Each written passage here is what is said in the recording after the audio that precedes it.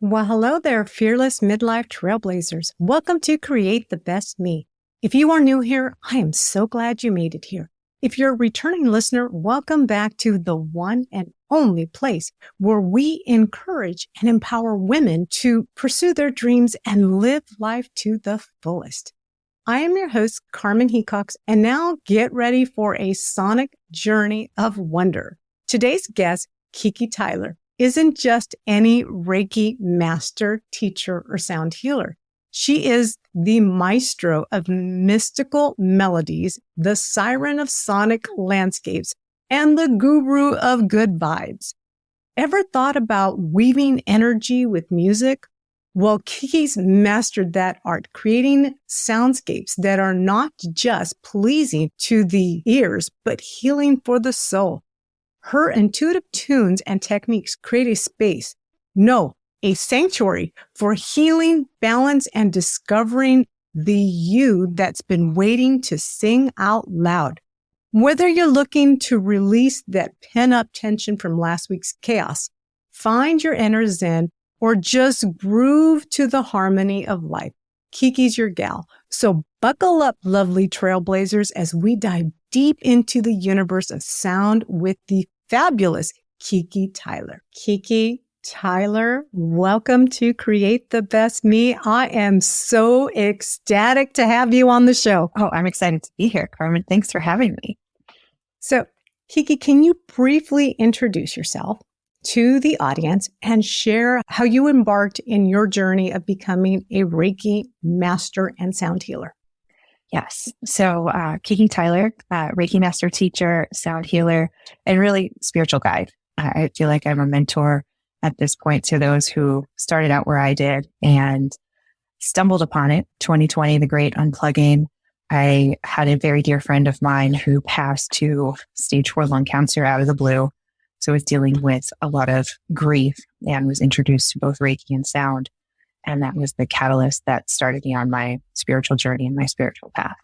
Many people are unfamiliar with Reiki and sound healing. Can you kind of tell us a little bit about that? Yes. So I'll start with Reiki. It is the use of universal life force energy. So we all can tap into it. And those that go through trainings are actually attuned to it. So think of it as a channel. And each time you get an attunement, your channel opens wider and you're able to experience more power coming to and through you. So as the healer, I'm like the faucet, not the water. So you as a client would actually control the healing session. Many people come to me, they want to relax. They want to de-stress. They want to sleep better. Perhaps they're having body aches and pains, and traditional means have not given them the relief that they seek. So this is a great combination. So I'm not a doctor. I'm not saying don't do what doctors are prescribing, but it tends to amplify the healing effects of what you're already doing. So it's a really nice complement. And most people fall asleep when they're on the table or if we're doing things virtually, and they just get that space and time that they wouldn't normally give themselves, is what I found. And sound healing, you're actually using different frequencies, different vibrations that are attuned to certain areas and regions of your body to help you relax and release. So dis-ease is a lot of times trapped in tissues. We can suppress emotions, whether consciously or subconsciously. And talk therapy is great. I've done it. It's a world of good. Sometimes you don't want to go back to those places. You don't want to relive the trauma. And with Reiki and sound healing, you can still experience that beautiful release, but don't have to talk about it and don't need to go back quite to where it was emotionally charged. So let's go back a little bit. So you said that you lost a loved one in 2020 due to cancer. Yes. And that's when you learned about Reiki or were exposed to Reiki? Yes. So she had passed and we weren't able to have the traditional funeral, couldn't get together, all the mandates. Didn't realize I was in denial. Like I hadn't really grieved. I hadn't, let the tears flow and had that sense of release. I was able to go to a women's wellness retreat. We were all spread out. It was very safe. It was outdoor yoga and things like that. We had just finished a sunrise yoga session. We're all in Savasana on our mats. And there were Reiki practitioners that had asked if we wanted Reiki at the end. So they're walking around giving Reiki. And I didn't know my eyes were closed, but I started crying, like the tears just started flowing. And I just felt like the emotions were being lifted and pulled out of my body. And I was feeling lighter and lighter. And after everything concluded, I talked to the Reiki practitioner and she had felt my tears. It was like she got the wave of emotion and she just stayed over me for a while, knowing that I needed that healing and that release. So throughout that weekend, I spent time learning and asking questions like, what did I just experience? And then there was a sound practitioner there as well who had tuning forks. She was offering many chakra alignments. And at that time, I didn't know what a chakra was. I'm like, it sounds good. I'm here. Let's try it. And I didn't tell her, but going in, I had a really bad headache. I was dehydrated from all the tears being shed and my low back was hurting me. It was a 5-6 hour drive to get to this ranch where the retreat was held. So she hands me, intuitively selects the tuning forks that my body was calling for. And as she's playing them, my headache starts to disappear. My low back pain is gone. And it did not come back. It's not like it was gone for an hour or it was gone until the next day. It was gone. It had left my body. So I wanted to learn everything I could about what just happened to me. It was fascinating. It was magic and it went deeper than that. So coming back to reality, I signed up and took my Reiki 1 certification, which is all about self-healing. And that was my intention. I knew there was more work to be done. I had just opened the door a crack to this new world of healing and also started learning all I could about sound and frequency. And there's a sound bath, which is beautiful. And you go and you can relax and enjoy. And I focus more on sound healing. So the intention going into that is for that specific release. Whether the client shares it with me or it's in her head or she writes it down, she gets what she needs. So you were totally unaware of what these modalities were. Yes. But you experienced them firsthand, the lightness, the feeling of release, the release that you couldn't process. And I say process because your friend passed away. You said, okay, she's not here anymore. But in reality, you really mentally, spiritually hadn't really processed that. And so through this Reiki session that you had at this retreat, you were able to begin to chip away and feel like you were healing, like you were really, truly letting go of the heartache. Yes, the pain that was around it, where I couldn't think of her or see pictures of her without it being in this like visceral reaction of pain and grief. It was starting to lift away. And so how does Reiki work? I mean, because if I go see a counselor, we sit there, we talk about issues that might hurt or things that I might need help processing. How does it work? It's unique to each person. So sometimes people come to me and they just are curious. They want to know what it's like, or they just know that something's off and they just want to feel better. So it could be, I call that general healing. So I go in and scan and ask their higher self and their guides to guide me with the session. And as the client, you're guiding the energy. So if you're skeptical of it, or if you're not ready, or if you don't want it, it will not flow. So the client is in 100% control of where the energy flows and for how long. And you could do that on a subconscious or a conscious level. And some people come to me with very specific ailments, whether it's emotional, career, finance, relationship. They might say things like, I know something's holding me back. I can't figure out what it is. And it could be something from their past life. It could be something from an inner child wound that may need healing or attention. And it's up to the person. I never pry or press. It's up to them what they want to share. And they don't have to share for them to still receive the healing. So it can be very personal and vulnerable, but it doesn't have to be. And so if I came to you virtually like this, like we're meeting right now, would we be having a discussion, or would I be laying down on the floor or on my bed? How does the exchange of energy take place? It's a great question. And I've done it a few different ways. Most recently, I do like to hop on Zoom, have a brief discussion prior to going in, guide you in with several deep breaths, and then you can turn your camera off and lay down. And then I'll bring you back to your body at the end, and we'll share what we each experienced on either of our ends. Sometimes there'll be similarities. Sometimes people will fall asleep and they'll be snoring on the other end, which is still like awesome. That's what they did in that moment. But there's still healing being done on the energetic body as well. And it deals with physical, mental, emotional, and spiritual. It does span time and space. So I can send it to you without being on Zoom and we can chat. I've had people that didn't want to get on Zoom and I would just voice note them or type up the notes and share with them. And then each client's different. So sometimes I'll set up a crystal grid. Some will want me to play the sound bowls at the end as part of the session for healing. I also have oracle cards. So if they're seeking a little bit more, or if they have a question, I tell them not to share it with me and I'll intuitively pick for them, share the card and the guidance. And that message is for them to interpret because they already have the answers inside of them. So it's just a matter of we all have something, but we just haven't figured out how to get connected with it. Or we lost the connection, or it's been quiet and asleep.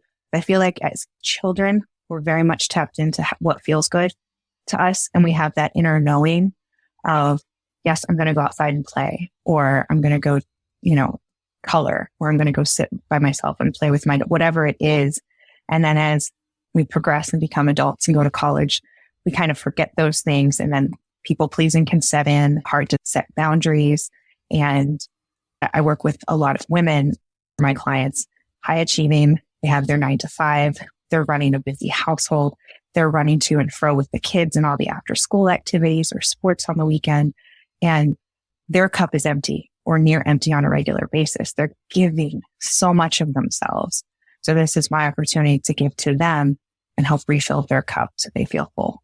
Yeah, because I know that as a woman, like you explained, we're always giving and giving. And it's almost like we're running on autopilot. Everything's getting done, but there's that disconnect. And for a woman in midlife, sometimes it's hard to figure out where that disconnect comes from. Is it that I'm not happy, but I should be happy because everything's perfect? The family's good. My marriage is good. I have a good job. Everything is in alignment, but there's that disconnect. And so as a woman, we may not know what those answers are. How does working with you, how do they develop answers for that disconnect? What I see on the client side is they start to build this trust with themselves. And they start to reconnect to the parts of themselves that, like you mentioned, we are in autopilot and we're almost numb, right? We're kind of going through, we show up at the soccer game for the kids and we're like, I don't remember driving here because you're just so used to doing it, right? It's almost like a meditative state. And being more intentional and just giving a different perspective. Sometimes I can see huge shifts just in one session, just thinking a different way or hearing from someone who's not emotionally attached to you in any sphere of your ecosystem, right? It's not a loved one. It's not a family member. It's not a girlfriend. Like I'm on the outside of all that. So I don't have any bias. I don't have any preconceived notions. You are my priority, no one else. And I think that's really important because as women, we do that to others, but rarely do that to ourselves. And there's guilt and shame come up a lot. I feel people feel guilty for spending an hour or 90 minutes with me, or there's shame I should be doing something for the house, for the kids, or for work, etc. And taking care of yourself is just as important. And I've seen when people start to do that, shifts start to happen in every other area of their life. Relationships get better, finances get better, career gets better, girlfriends, family members, people mend fences with relationships that they thought were on the outs. So whatever people are looking to heal happens because they're now putting their attention on it where they weren't before. Where does the practice of Reiki come from? It's over 100 years old and it was developed by a man in Japan. And he was working in a healing space and saw that there was this void and modern medicine wasn't enough by itself. And he created this philosophy. Usui Reiki is the traditional, which I am trained in. And there are also several different branches of Reiki that have different modalities. So one of them that I love and I'm drawn to is called the Celtic Reiki, which taps into the power of nature and trees, which are all around us. And there's a lot of scientific evidence that goes into grounding, or I think they're calling it earthing, where getting your feet in the ground changes the frequency in your body and it creates dopamine and that happy feeling.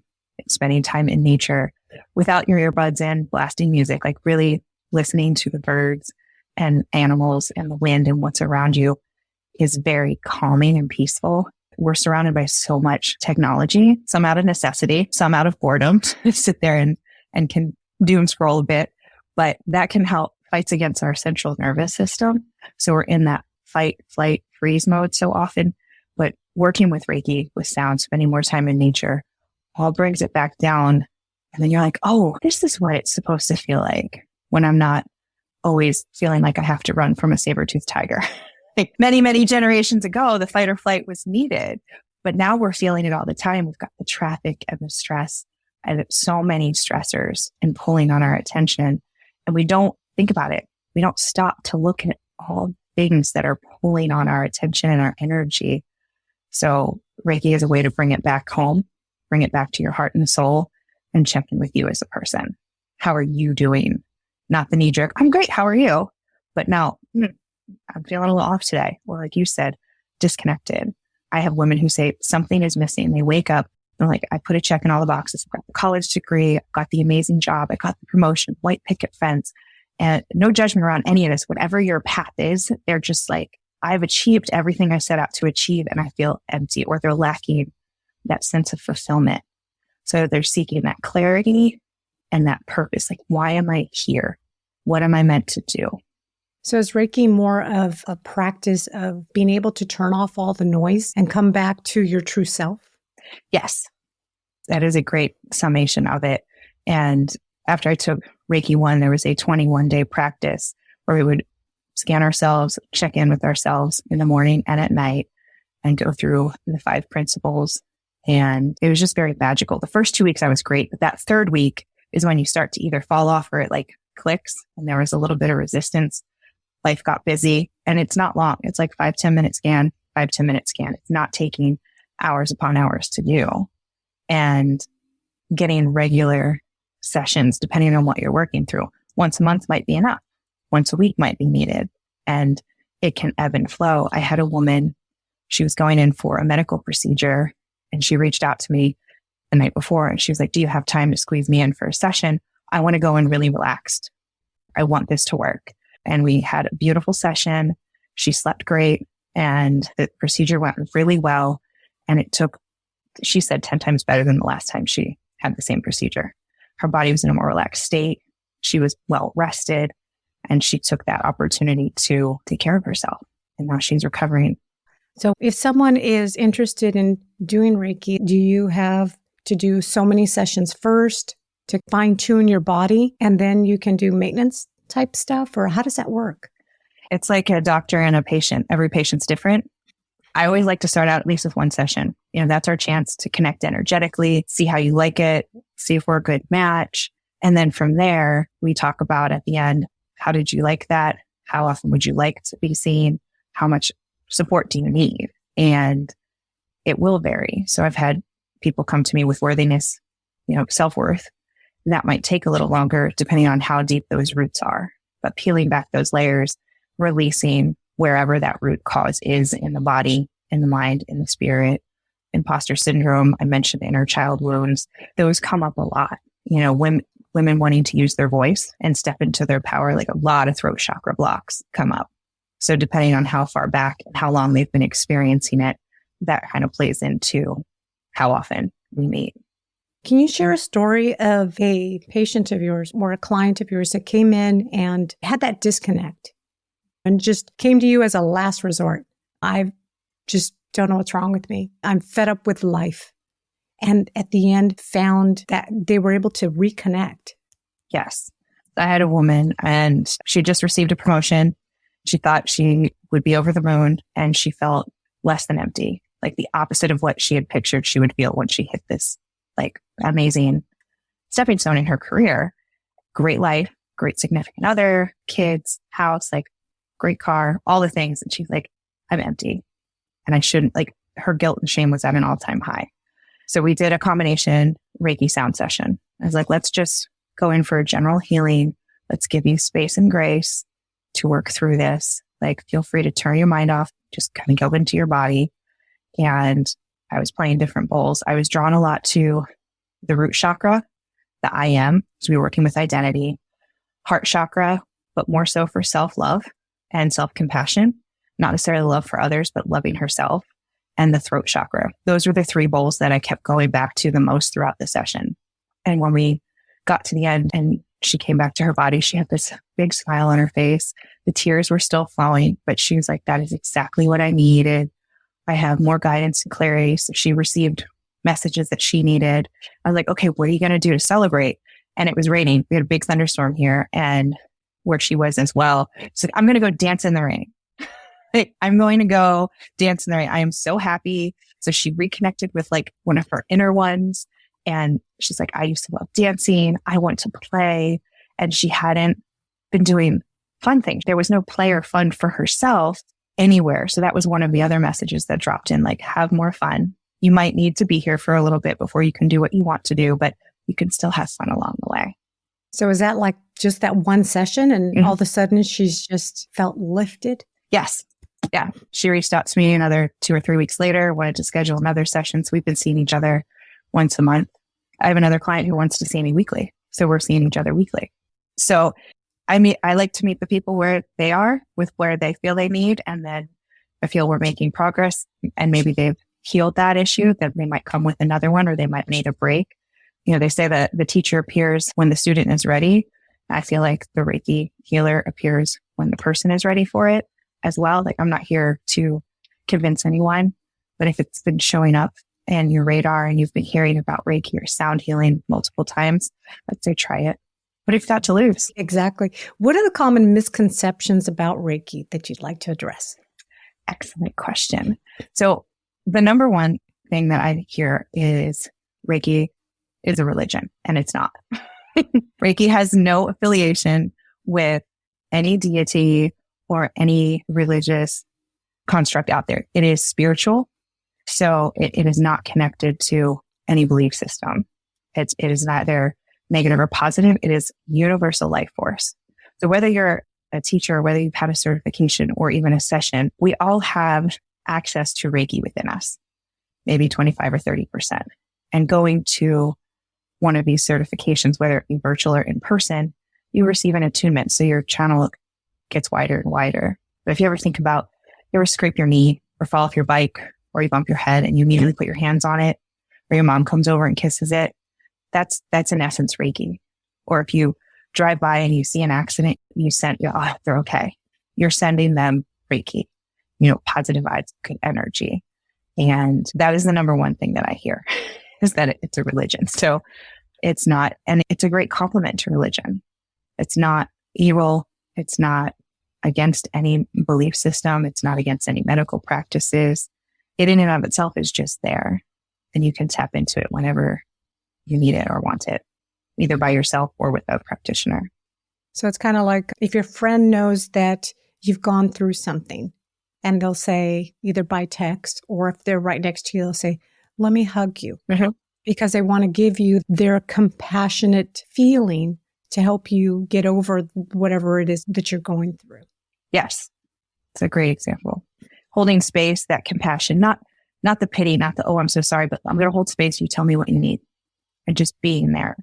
So you talked about Reiki and sound healing. Which one's better? Both. They're great complements. They're great standalones.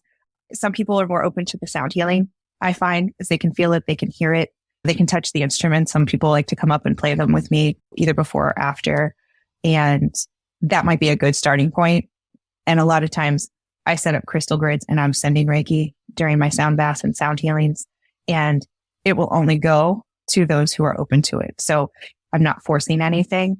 And, I have some girlfriends and I'm like, I'm going to send a ball of Reiki energy to you. You can tap in. It'll be above you whenever you need it. Same thing in a sound healing session. So I do them virtually, and sometimes I'll have people message in the chat if they want it. So I can send it to specific people, or if they want to send me a message about something specific they're working on. But I have done a few in person as well. And we usually pull cards, and I have people put it at their feet if they don't want Reiki and they're just there for the sound, or at their head if they want both Reiki and sound. So energy, and Reiki energy specifically, is very permission based. So your higher self would block the energy if you didn't need it or want it, which is really, I think, is pretty awesome. So basically what you're saying is when you say that someone needs to be open to it. So let's say I hired you to do a Reiki session with me. So in my heart, I believe that the session between Kiki and I is going to help me overcome this obstacle, as opposed to I'm going to hire Kiki, but I know that this stuff doesn't really work. Exactly. Yes. I had a woman come to one of my sound baths and she was very skeptical about Reiki. She was trying to decide where to put her card and if she wanted it. She shared a similar situation. She went to a practitioner. She didn't feel anything. She didn't feel like she got what she wanted out of it. And the responsibility is really on the client. Where do you want it? Do you want it? Are you open to it? And are you ready for it? So I put it on her very gently and said, what would you like out of Reiki tonight? Do you want to rest and relax? Are you looking for pain relief? What do you need? And do you just want the sound healing or do you want both? So she wanted both. Went around the room as I was hovering and laying hands on different people. I was drawn to her, spent a little extra time, like her shoulder and her knee hurt. Get to the end and have share time, totally optional. And she was floored. She was like, oh my God, how did you know it was my shoulder? And I just had a knee issue and that was amazing. And I could feel the pain leaving my body. So if you're open to it, it will work. If you go in and you're skeptical, you're already blocking the energy from flowing to you. So help me understand this, if I understood this correctly. So could it have been that the pain that you had in your back when you were first exposed to Reiki and sound healing, and this woman that she had pain in her shoulder and pain in her knee, could it have been that maybe wasn't necessarily an injury or induced by the body saying you overdid this or that? And maybe it was more of inner peace, that there was no inner peace. There was something more spiritually that was causing pain in those certain parts of people's body, yours and hers. 100%. That is your body really trying to scream for attention. Like something's missing. It's getting your attention in any way possible. I also believe that we have trapped emotions and trauma. I don't get into the levels because I don't feel that but you could stub your toe and that's trauma. You know, you could have verbally abusive relationship. That's trauma. Reiki and sound healing don't care what level or where it came from. They just want to release it and help you get it out of your body and out of your tissues. And yeah, the low back pain, I had been experiencing a lot throughout all the grief. So that's where I was holding it. Low back pain, particularly on the left side, is also like worry about finances. There's a book, Heal Your Body. And it's not meant to be read cover to cover, but it's more you have a pain in your body or a certain area of your body. What is that trying to tell you? What could it be attached to? So I also reference that in talking with clients. Where are you feeling this? Let's see if any of this resonates. And I share it and it's up to them if they want to share what they're connecting of their dots or if they want to keep it personal. So, and anything shared with me stays in our sessions and I don't discuss people's names in the future. Very similar to therapists. So tell me, you as the healer, what do you experience after a Reiki session? Afterwards, I'm usually really thirsty. And I get Reiki sessions for myself, one for every 10 sessions that I give to make sure my cup is full and I'm coming from a good place. And I get a little bit of Reiki as the energy is flowing through me as well. So I kind of get a little top off. So I usually sleep really well. I do grounding exercises. I get my feet outside in the grass, Epsom salt baths, and just really focus on staying hydrated the next day or so. And it's the same advice I give the client. Because even though it didn't feel like you did anything, or if you fell asleep for that hour, energetically, there were a lot of shifts that happened. So you could feel like you worked out for 3 hours. You're that tired because energetically you were doing a lot of release. Mm-hmm. Yeah, because I can imagine being a Reiki master as yourself, it's kind of like being a mom where you're just taking care of everybody else, but you need to also take care of yourself as well. Yes. And I will say in the beginning, when I started offering sessions, I was not as diligent about getting them for myself. And I did hit that wall and I won't even say burnt out, but just really energetically exhausted. It was hard for me to hold that space. And then as soon as I got that session, I was like, oh, yeah, I'm not going to not take care of myself. This is what good feels like. This is kind of where I want to be on a regular basis. So how long is a typical Reiki session? So I have clients book an hour, and I'm usually sending for about 45 minutes. And that leaves a little bit of talk at the beginning and then share time at the end. And then for those that like the combination, they like to book 90 minutes. So they get the Reiki, and then I transition, and it's usually 20 to 30 minutes of sound healing at the end. And you are a virtual healer. Is that correct? Yes. Right now and throughout the pandemic, I have assisted clients 100% virtual. I've done a few sound baths in person recently, but yes, I am connected to women all over the globe, and it's awesome. But let's just add here, whether it's virtual or in person, the benefit is still the same? Correct. 100%. Yes. It crosses time and distance.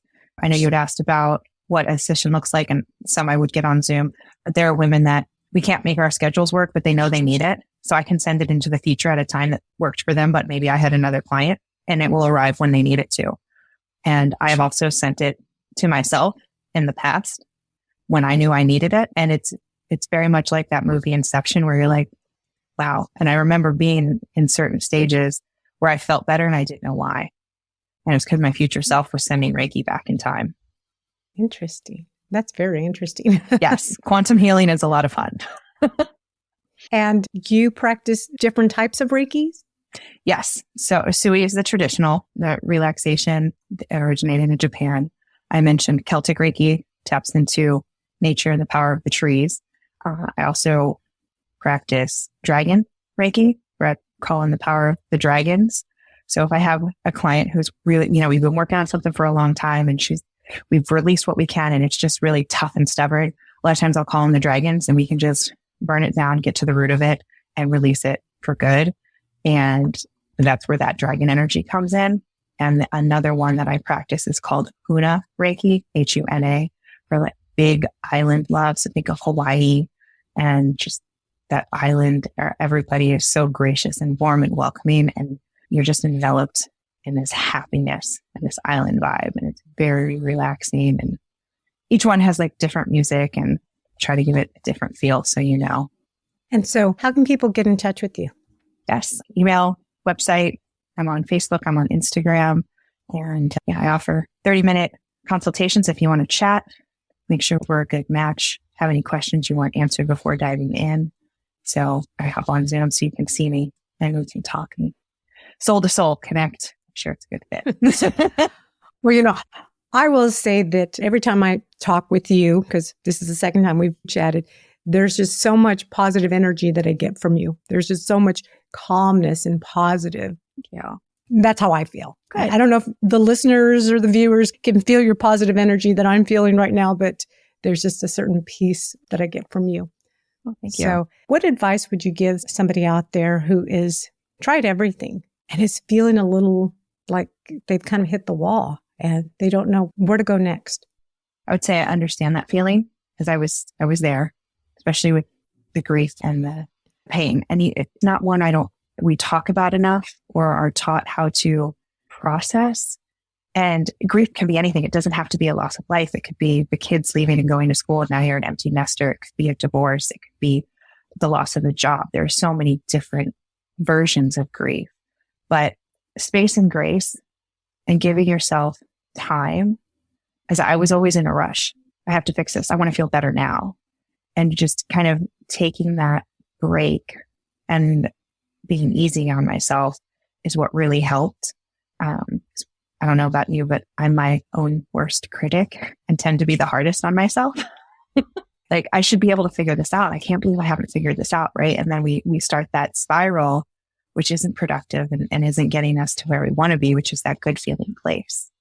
And surrounding yourself with like-minded women, whether that's women who are in the exact same spot and are feeling the same way. And we're more alike than we are different. And I don't think we realize it enough. And one of the things that I've learned in just this virtual and digital community is just having more of those heartfelt conversations.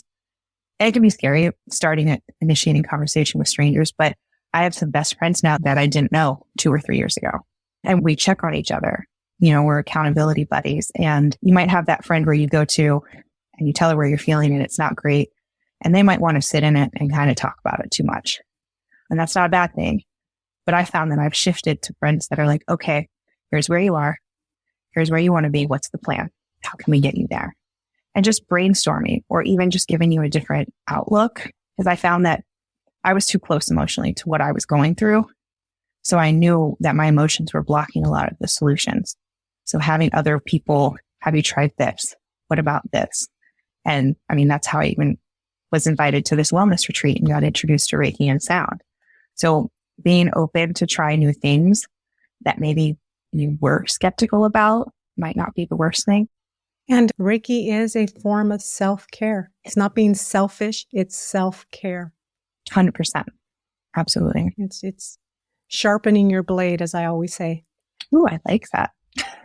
Yeah, sharpening your blade, because you certainly can't cut with a dull blade. No, it's very messy. I will make sure to include all your information, your links, your social, everything. You guys, you need to be sharpened by Kiki. Like I said, I feel so much power just talking to her. There's a sense of peace, calmness. I feel great. And I hope you guys can feel it too. But I will include all of your information on my show notes. And thank you so much for being on the show. Thank you for having me. This was a delightful conversation. It's been my honor. Yes, it was. All right, lovely trailblazers. Wasn't that journey into the heart of Reiki and sound healing absolutely illuminating? From the captive tales of Reiki's rich history of the serendipitous moment Kiki discovered its magic at a wellness retreat, we've covered it all. And if you've been feeling that inner tug, that whispering voice nudging you toward exploring these healing modalities for yourself, now's your golden chance. Kiki, the virtual Reiki master and sound maestro herself, is offering an absolutely irresistible offer.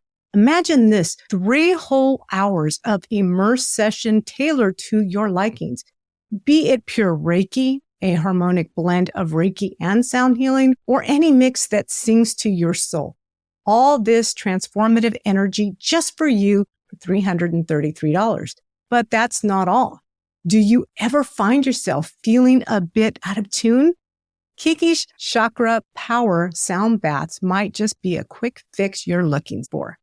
Not only will you get 7 unique crafted chakra sound baths with empowering affirmations, but there's also a special bonus, guided meditations designed to realign not just your chakra, but your very life. And you can snag this powerful bundle for just $17. Friends, it isn't just an offer. It's an invitation to transform, to harmonize, and to truly tune into the best version of yourself. If there's ever was a moment to take a leap of faith to explore the magic of Reiki and sound healing, this is it. Kiki's information and today's transcript can be found at createthebestme.com/EP038. If this episode resonated with you, please subscribe to stay updated. And next week, we're going on another profound journey. Dive deep into the topic of finding meaning and purpose. It's going to be an enlightening, transformative, and every bit amazing as you'd expect it to be. So be sure not to miss.